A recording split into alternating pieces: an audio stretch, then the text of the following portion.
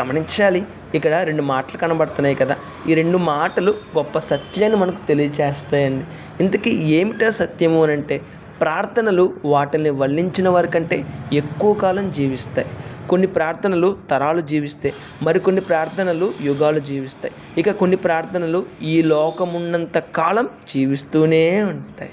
రెండో మాట చూడండి, ప్రార్థన వ్యర్థమైన శబ్దం కాదు, అది దేవుని చెవుల్లోకి నేరుగా చొచ్చుకుపోయి ఆయన్ను స్పందింపజేసే ఒక శక్తివంతమైన శబ్దం.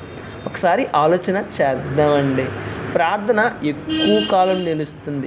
ప్రార్థించిన వారు ఒకవేళ మరణించినా సరే వారి ప్రార్థన మరణించదండి, వారి ప్రార్థన జీవించి ఉంటుంది. ఇంకొకటి, చాలామంది వ్యక్తులు ప్రార్థనను తక్కువగా అంచనా వేస్తూ ఉంటారు. గమనించాలి, ప్రార్థన ఎంతో శక్తివంతమైన శబ్దం అండి, దేవుణ్ణి స్పందింపజేసే శబ్దం.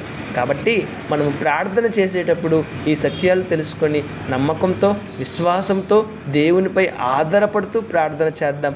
మన ప్రార్థనలు నిరంతరము జీవించి ఉంటాయి అన్న సత్యాన్ని గుర్తిద్దాం. రేపటి దిన శ్రేష్టమైన సహాయాన్ని పొందుకుందాం. May God bless you all.